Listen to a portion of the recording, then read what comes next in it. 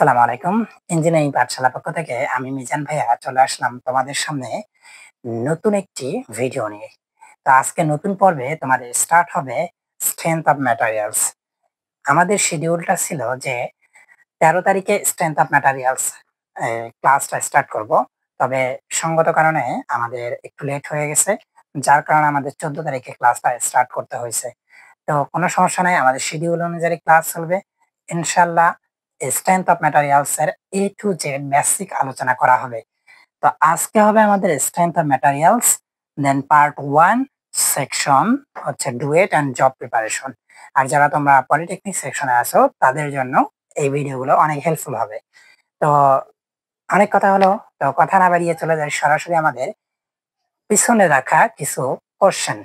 তো কোশ্চেন প্যাটার্নে তোমরা দেখতে পাচ্ছ অলরেডি আমি কিছু কোশ্চেন তুলে রাখছি যাতে করে আমার লেট না হয় কোনো কোশ্চেন তুলতে।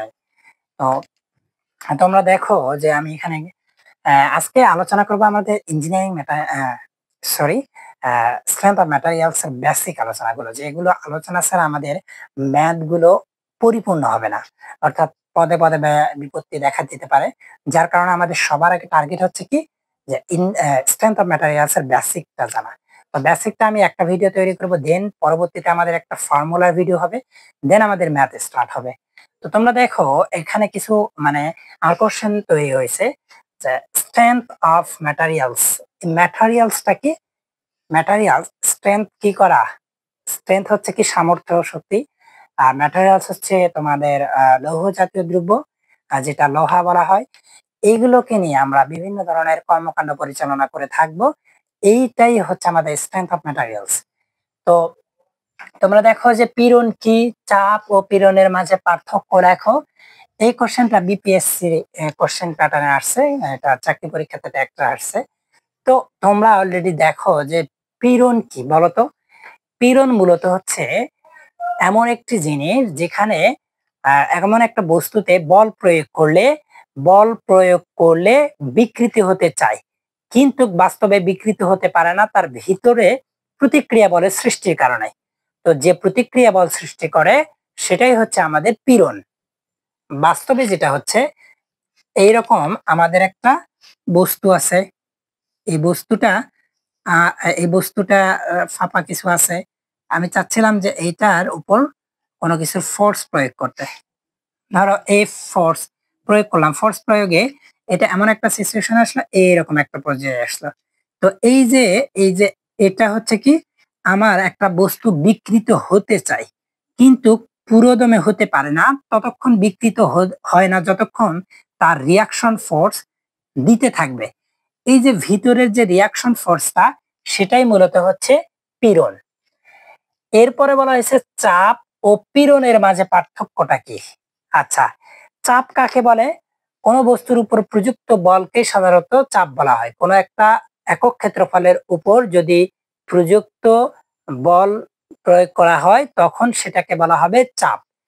তো ফর এক্সাম্পল, আমার হচ্ছে এইরকম একটা বার আছে। এই বারের উপরে কি করলাম আমি, একক ক্ষেত্রফলের উপর, একক ক্ষেত্রফল মানে এটা যতই হোক না কেন, এর উপর আমি কি করলাম, বল ফোর্স প্রয়োগ করলাম। এই যে ফোর্স প্রয়োগ করাটাই হচ্ছে আমাদের কি এফ। অর্থাৎ এখানে আমি দেখাইছি যে এফ বল প্রয়োগ করলে এর রিয়াকশন ফোর্স একটা থাকবে, এটা হচ্ছে আর। তো এই যে রিয়াকশন ফোর্স হবে একক ক্ষেত্রফলের উপর, এটা হচ্ছে পীড়ন। আর উপর থেকে যে বলটা ফোর্সটা প্রয়োগ করা হলো সেটা হচ্ছে কি চাপ। অর্থাৎ এইটা তোমরা যদি বুঝে থাকো তাহলে তোমাদের আশা করা যায় যে কোনো সমস্যা হবে না। এর মাঝে পার্থক্যটা এটাই যে এই দুইটার একটা হচ্ছে প্রযুক্ত বল আর একটা হচ্ছে রিয়াকশন ফোর্স। মোটামুটি এই ধারণাটা তোমরা বুঝতে পারছো।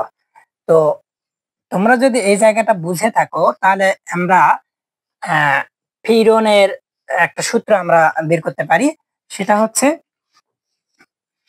যে ইজ ইকুয়াল টু হচ্ছে এফ ডিভাইডেড এ। অর্থাৎ তোমরা হচ্ছে এই যে একক ক্ষেত্রফলের উপর প্রযুক্ত, এই যে প্রযুক্ত যে রিয়াকশনটা, আমরা রিয়াকশনটাকে এফই ধরলাম আর কি। এই রিয়াকশন ফোর্সটা হচ্ছে এফ, আর একক ক্ষেত্রফলের উপর প্রযুক্ত চাপ, অতএব পীড়ন হচ্ছে এফ ডিভাইডেড এ, এটাই হচ্ছে আমাদের পীড়ন। তো আশা করা যে তোমরা এটা বুঝতে পারছো। দেন পরবর্তীতে কি আছে, পীড়ন কত প্রকার, প্রত্যেক প্রকারের বর্ণনা দাও। আচ্ছা, পীড়ন কত প্রকার? পীড়ন মূলত হচ্ছে 5 প্রকার। পীড়ন কত প্রকার? পীড়ন আমরা লিখতে পারি কত প্রকার? 5 প্রকার। আচ্ছা, 5 প্রকার কি কি? আচ্ছা, এইটাকে যদি আমি লিখতে চাই তাহলে পীড়ন দেখো, পীড়ন হচ্ছে একটা হচ্ছে দৈর্ঘ্য, দৈর্ঘ্য পীড়ন। তারপরে হচ্ছে, আচ্ছা এখানে একটা জিনিস তোমরা লক্ষ্য রাখো যে এখানে মেইনলি যে বিষয়টা, এই দৈর্ঘ্য পীড়নটাকে আবার দুই ভাগে ভাগ করা হয়েছে। এটা হচ্ছে একটা দুই ভাগে ভাগ করা হয়েছে। আচ্ছা, ওটা আমি পরে দেখাচ্ছি, আমরা মেইনলি গুলো আগে দেখি। এরপরে হচ্ছে আয়তন পীড়ন, আয়তন পীড়ন। তারপর হচ্ছে শিয়ার পীড়ন, শিয়ার পীড়ন। তারপরে হচ্ছে শিয়ার, দৈর্ঘ্য পীড়ন, আয়তন পীড়ন, শিয়ার পীড়ন। এরপরে আছে হচ্ছে বেন্ডিং, বেন্ডিং পীড়ন বা হচ্ছে বাঁকা পীড়ন, বি, আচ্ছা বাংলায় বেন্ডিং, বেন্ডিং পীড়ন। দেন 5 নাম্বারটা হচ্ছে কি, দৈর্ঘ্য পীড়ন, আয়তন পীড়ন, শিয়ার পীড়ন, বেন্ডিং পীড়ন। এরপরে সর্বশেষ হচ্ছে টরশনাল পীড়ন, টরশনাল পীড়ন। তো দেখো, এই যে আমরা চারটা এখানে অলরেডি দেখলাম, চারটাকে তোমরা দেখতে পাচ্ছ যে দৈর্ঘ্য পীড়ন, আয়তন পীড়ন, শিয়ার পীড়ন, বেন্ডিং পীড়ন, আর হচ্ছে কি টরশনাল পীড়ন। এটা হচ্ছে টরশনাল। আচ্ছা, এই যে এখানে দৈর্ঘ্য পীড়ন আমি দুটা বলছিলাম, একটা হচ্ছে টানা, টানা পীড়ন, আর একটা হচ্ছে চাপা পীড়ন, চাপা পীড়ন। আচ্ছা, এগুলা আমরা প্রত্যেকটার মানে দেখলাম, এখন প্রত্যেকটা বর্ণনা দিব আর কি। আমরা যদি বর্ণনা দিতে হয় তখন আমরা দেখব,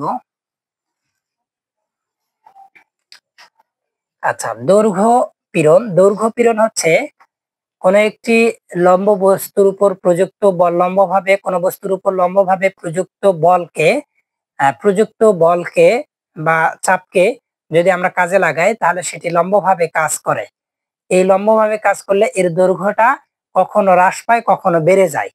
এই যে বেড়ে যাওয়া বা হ্রাস পাওয়াটাকে বলা হয় সাধারণত দৈর্ঘ্য পীড়ন। তো দৈর্ঘ্য পীড়ন হচ্ছে কয় প্রকার? 3 প্রকার, 2 প্রকার। একটা হচ্ছে টানা পীড়ন, অর্থাৎ আমি এইরকম একটা বস্তুকে ধরি, এখানে আমি হচ্ছে টানতেছি, এখানে একটা আমি তাড়তেছি, এটা হচ্ছে পি টান, এটাও হচ্ছে পি টান। তো এই যে বস্তুটা টানতেছি, টানলে এটা কি হবে? লম্বালম্বি ভাবে বেড়ে যাবে, অর্থাৎ দৈর্ঘ্য বরাবর কি বেড়ে যাবে। এটা হচ্ছে দৈর্ঘ্য পীড়ন। দৈর্ঘ্য বরাবর বেড়ে যেতে চাবে, যাবে না, চাবে। পীড়ন মানে হচ্ছে দৈর্ঘ্য কি হয়, যার বিকৃতি প্রাপ্ত হওয়ার পূর্ব মুহূর্ত পর্যন্ত রিয়াকশন ফোর্সটাই হচ্ছে তোমার পীড়ন। এটা হচ্ছে তোমার হচ্ছে টানা পীড়ন, এটা হচ্ছে টানা। আর চাপাটা হচ্ছে কিরকম? চাপা। এই চাপা পীড়নটা হচ্ছে কি, যে এখানে হচ্ছে ফোর্স প্রয়োগ করে ছোট করতে চাবে। এটা হচ্ছে পি, এটা হচ্ছে পি, এটা হচ্ছে চাপা পীড়ন। তো চাপা পীড়ন তোমরা জানো যে এই চাপা পীড়ন এবং হচ্ছে টানা পীড়ন এগুলো সমান হয়ে থাকে। তো এটা হচ্ছে আমাদের দৈর্ঘ্য পীড়ন বা টানা ও চাপা পীড়ন। এরপরে এই যে দৈর্ঘ্য যেটা পীড়ন, এটাকে আমরা সাধারণত যদি আমরা বের করি, বেড়ে যায়, তাহলে দেখা যায় যে এটা আমার হচ্ছে এল, বাট এটা বেড়ে গেল, এটা হচ্ছে ডেল এল, বৃদ্ধি পেল, আর আদিটা এটা। তাহলে এখানে টানা পীড়ন বা চাপা পীড়ন যাই হোক না কেন, এটা পীড়নটা হচ্ছে এটা is equal to del L divided L. এই হচ্ছে আমাদের হচ্ছে দৈর্ঘ্য পীড়নের ফর্মুলা, দৈর্ঘ্য যখন বেড়ে যাবে। এরপরে যদি আয়তনের উপর, তো আয়তনটা কি হবে?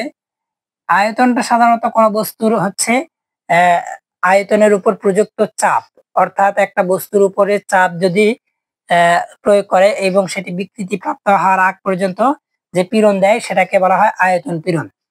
আয়তন পীড়নের যে মানে আমাদের ফর্মুলাটা আছে সেটা কি হবে, যে ধরো এক্সাম্পল এটা আমার হচ্ছে যেটা আদি একটা বৃত্ত, এটা হচ্ছে ভি, কিন্তু এইটাতে ফোর্স প্রয়োগ করে এটা হয়েছে, এই বৃত্তটা হয়েছে।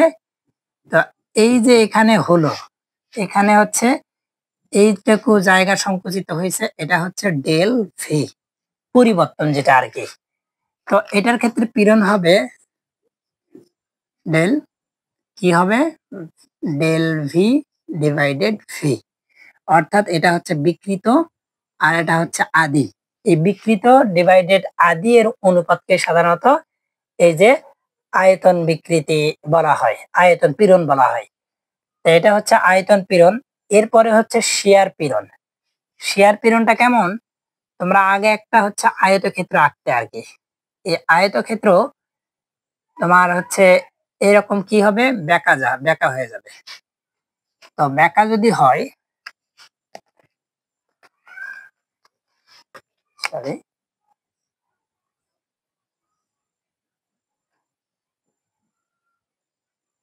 এটা হচ্ছে এরকম, এটা হচ্ছে এইরকম, এটা এদিকে উঠবে, এটা এইদিকে, এটা এটা হচ্ছে ওয়াই বরাবর এতটুকু, এটা হচ্ছে এক্স এক্সিস বরাবর।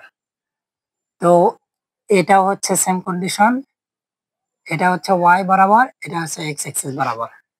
তো এর ক্ষেত্রে তোমার শিয়ার পীড়নটা হলো এই যে বল প্রয়োগের ফলে এক্স এক্সিস দূরে সরে যাবে, ওয়াই এক্সিস তো ঠিকই থাকবে এর পরিমাপটা, তখন পীড়ন হবে sorry sigma x divided y. এটা আমাদের একটা হচ্ছে ফরম্যাট, এটা হচ্ছে আমাদের শিয়ার পীড়ন। এরপরে হচ্ছে আমাদের বেন্ডিং পীড়নটা। বেন্ডিং পীড়নটা কেমন হয় দেখো, ধরো এটা একটা রড আছে সোজা, তোমরা দেখতে পারো যে গাড়ির ভিতরে একটা হচ্ছে থাকে, গাড়ির চাকার উপরে এরকম রড থাকে, বাট রডটা উপরে যদি আমি ফোর্স প্রয়োগ করি তখন এটা হচ্ছে কি করবে, একটু বাঁকা হয়ে যাবে, বাঁকা হয়ে যাবে,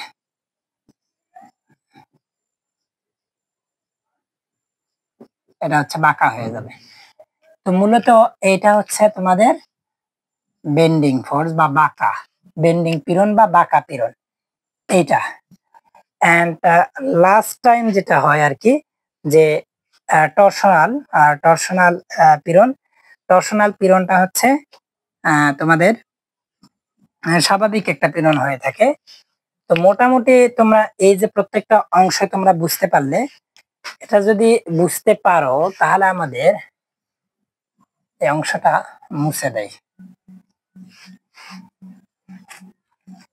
তো তারপরে আছে কি আমাদের বিকৃতি বা স্ট্রেইন কাকে বলে, কত প্রকার ও প্রত্যেক প্রকারের বর্ণনা দাও। স্ট্রেংথ বা বিকৃতি, এটা হচ্ছে ইংরেজি হচ্ছে স্ট্রেংথ আর বাংলা হচ্ছে বিকৃতি। আচ্ছা, বিকৃতি কাকে বলে, কোন বস্তুর উপর যখন আমরা বল প্রয়োগ করি, সেই বলটা প্রয়োগ করার পরে বস্তুটা যখন বিকৃতি প্রাপ্ত হয়ে তার পূর্বের অবস্থায় ফিরে না আসে, অর্থাৎ আদি অবস্থায় তার ফিরে যদি না আসে, তখন সেই প্রযুক্ত বলটাকে বলা হবে বিকৃত বা স্ট্রেইন। এটাই হচ্ছে আমাদের মূল কথা, যে স্ট্রেইন বা বিকৃতি কাকে বলে। তো তো স্ট্রেইন বা বিকৃতি সাধারণত 4 প্রকার হয়ে থাকে। এই 4 প্রকারগুলো আমি তোমাদের লিস্ট রেড করে দেই। তাহলে 1 নাম্বার হচ্ছে দৈর্ঘ্য বিকৃতি। দৈর্ঘ্য বিকৃতি,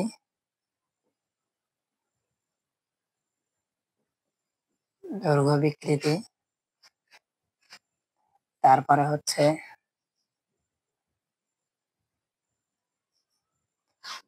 আয়তন,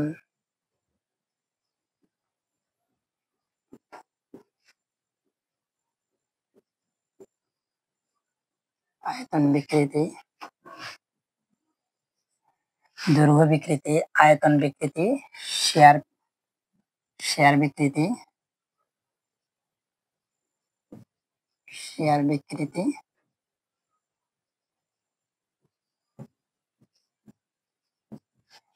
আর হচ্ছে টরশনাল বিকৃতি। টরশনাল,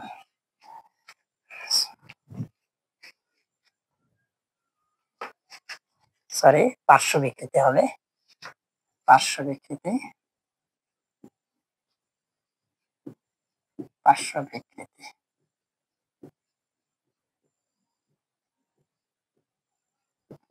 তো এটা হচ্ছে আমাদের 4টা বিকৃতি হয়, একটা দৈর্ঘ্য বিকৃতি, পার্শ্ব বিকৃতি, আয়তন বিকৃতি, শেয়ার বিকৃতি।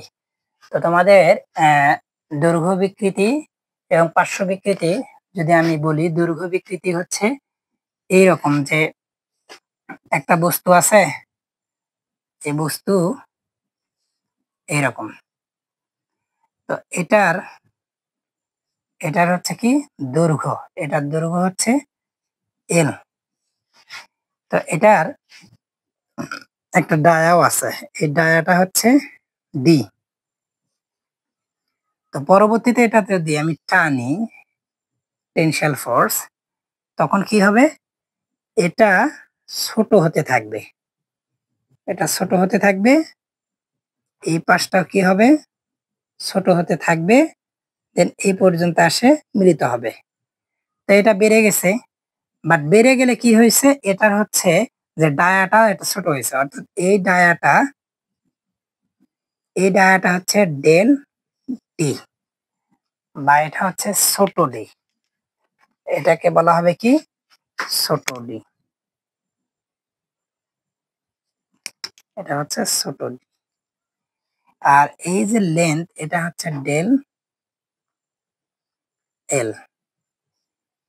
মোটামুটি এই জিনিসটা তোমরা যদি বুঝতে পারো, তাহলে এখান থেকে হচ্ছে দৈর্ঘ্য বিকৃতি আর পার্শ্ব বিকৃতি। পার্শ্ব বিকৃতি কোনটা, এটা যে বেড়ে গেছে এটাকে দৈর্ঘ্য বলা হয়, আর পার্শ্ব বিকৃতি হচ্ছে এখান থেকে এখানে উঠছে, এখান থেকে এখানে নামছে, তার মানে দুই পার্শ্ব কি হয়েছে, চাপিয়ে গেছে। এই যে চাপিয়ে যাওয়ার কারণে এটা এখানে দুইটা বিকৃতি হয়, একটা হলো দৈর্ঘ্য বিকৃতি। তো দৈর্ঘ্য বিকৃতিকে প্রকাশ করা হয় ডেল এল এল ডিভাইডেড হচ্ছে এখানে এল, দৈর্ঘ্য বিকৃতি। এরপরে হচ্ছে পার্শ্ব বিকৃতি যদি বলি, ডেল বিকৃতিকে এই চিহ্ন দ্বারা প্রকাশ করে, এটা হচ্ছে ডেল ডি ডিভাইডেড ডি, এটা হচ্ছে ডেল ডি হবে, ডেল ডি। মোটামুটি এখান থেকে আমরা দুইটা, একটা হচ্ছে আমাদের দৈর্ঘ্য বিকৃতি অর্থাৎ লেন্থ, আর একটা হচ্ছে পার্শ্ব বিকৃতি, এটা হচ্ছে ডায়া, এরকম করে দিলাম। এখন বলছে আয়তন বিকৃতি। আয়তন বিকৃতি আমরা এর আগে দেখছি না, আয়তন বিকৃতিটা আমাদের, তাহলে এটার যদি আমি ফরম্যাট লিখতে পারি, তাহলে ফরম্যাটটা হচ্ছে ডেল দৈর্ঘ্য বিকৃতি ডেল এল ডিভাইডেড এল, পার্শ্ব বিকৃতি হচ্ছে সিগমা, পার্শ্ব বিকৃতি ডেল ডি ডিভাইডেড ডি, আর শেয়ার আর হচ্ছে কি আয়তন বিকৃতি। আয়তন বিকৃতি এরকম আমরা একটা বৃত্ত আঁকে নিছিলাম, তার ভিতরে এরকম, তো এটা বাইরে যেটা থাকে এটা হচ্ছে ডেল এটা কি হচ্ছে আয়তন বিকৃতি ডেল ভি, আর বাহিরের এই যে এই পর্যন্ত যেটা গেছে এটা হচ্ছে ভি। তাহলে এটার মান কত? Del v divided v. তারপরে হচ্ছে আমাদের শিয়ার বিকৃতি। শিয়ার বিকৃতিটা হচ্ছে এরকম সামুদ্রিক আঁকো। সামুদ্রিক আসার পরে এটাকে বর্ধিত করো, এটাকে বর্ধিত করো। তো এটা এদিকে গেল, এটা হলো এক্স, এটা ওয়াই দিকে গেল, এটা হলো ওয়াই। তাহলে এখানে হচ্ছে বিকৃতি হয়। এটা কি বিকৃতি হয়? শেয়ার পীড়ন বিকৃতি। তো শেয়ার পীড়ন বিকৃতি এটা is equal to x divided y. এটাকে আমরা এইরকম লিখতে পারি ট্যান থিটা, কারণ এখানে একটা থিটা কোণ উৎপন্ন হয়। তো আশা করা যায় তোমরা এটাকে বুঝতে পারছো। এটা সমান আমরা লিখতে পারি tan theta is equal to x y. তো এটা হচ্ছে আমাদের মূল যে ক্যাটাগরি, সেটা হচ্ছে আয়তন বিকৃতি। আয়তন বিকৃতি, আর এটা হচ্ছে শেয়ার পীড়ন, শেয়ার বিকৃতি। এই হচ্ছে আমাদের ইন টোটাল যে কথাগুলো সেগুলো। তার পরবর্তীতে আছে কি?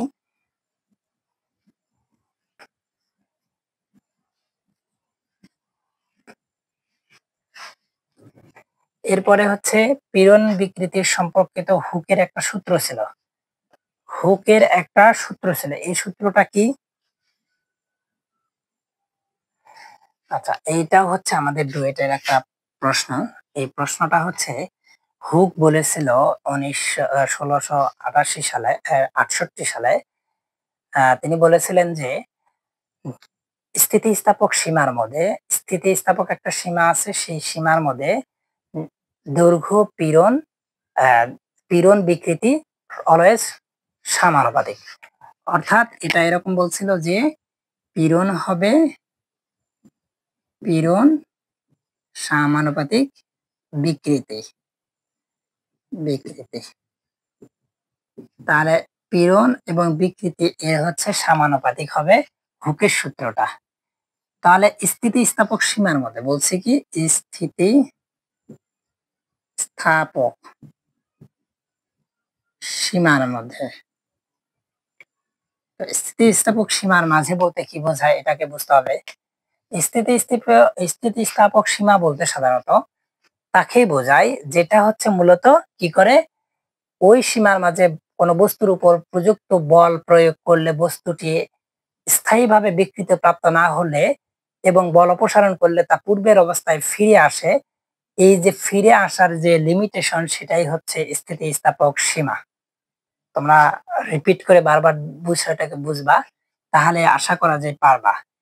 এর হুকের সূত্রটি কি? এই যে পীড়ন, পীড়নকে আমি সিগমা সিগমা সমানুপাতিক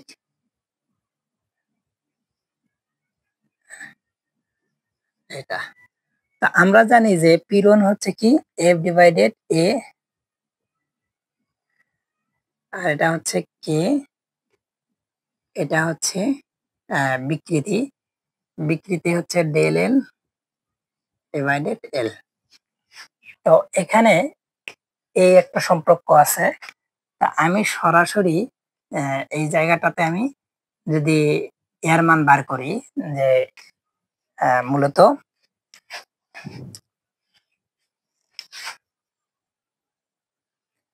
তো এটাকে একটা ফরম্যাটে তৈরি করা যাবে। এখানে সমানুপাতিকের জন্য কনস্ট্যান্ট কে বসানো হয়েছে।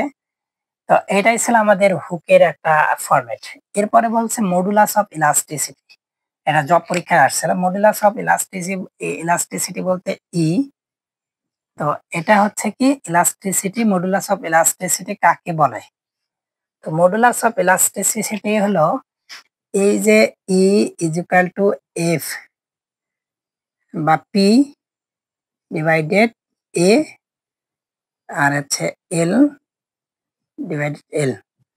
তো এটা হবে কি P A L divided del L. তাহলে তোমরা দেখবা যে এটা PL A into del L. তো মোটামুটি এই যে মডুলাস অফ ইলাস্টিসিটির যে একটা ফরম্যাট সেটা হচ্ছে মানে পীড়ন ডিভাইডেড বিকৃতি। পীড়ন ডিভাইডেড বিকৃতি এটা ফরম্যাটটা হচ্ছে কি পীড়ন বিকৃতি। এই হচ্ছে আমাদের modulus of elasticity. Bulk modulus কি? বাল্ক মডুলাস তোমরা দেখবে যে এবং মডুলাস অফ রিজিডিটি কি? মডুলাস অফ রিজিডিটি সাধারণত জি দ্বারা প্রকাশ করা হয়। এই দুইটা জিনিসকে ভালো করে ফোকাস করো, দেখো। তারপরে বাল্ক মডুলাস হলো পীড়ন ডিভাইডেড আয়তন বিকৃতির অনুপাতকে সাধারণত বাল্ক মডুলাস বলা হয়। বাল্ক মডুলাস যদি তুমি দেখতে চাও তাহলে কি হবে? বাল্ক মডুলাস হলো পীড়ন ডিভাইডেড আয়তন বিকৃতি।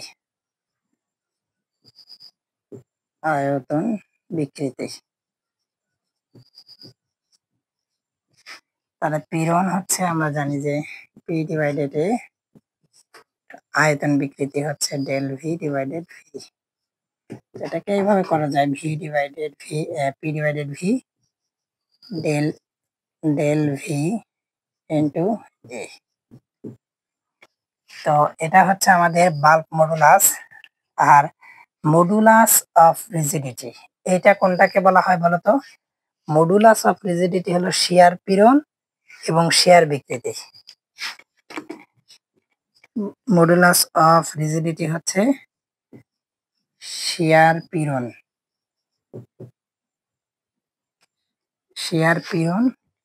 শিয়ার বিকৃতি।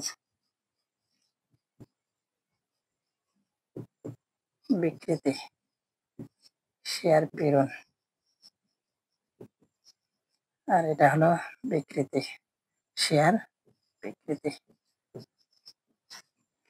তো এখানে মডুলাস অফ রিজিডিটিকে সাধারণত জি দ্বারা প্রকাশ করা হয়। এটা হলো শিয়ার পীড়ন, এটা হচ্ছে শিয়ার বিকৃতি। শিয়ার পীড়ন আর শিয়ার বিকৃতি এর মাঝে পার্থক্য কি?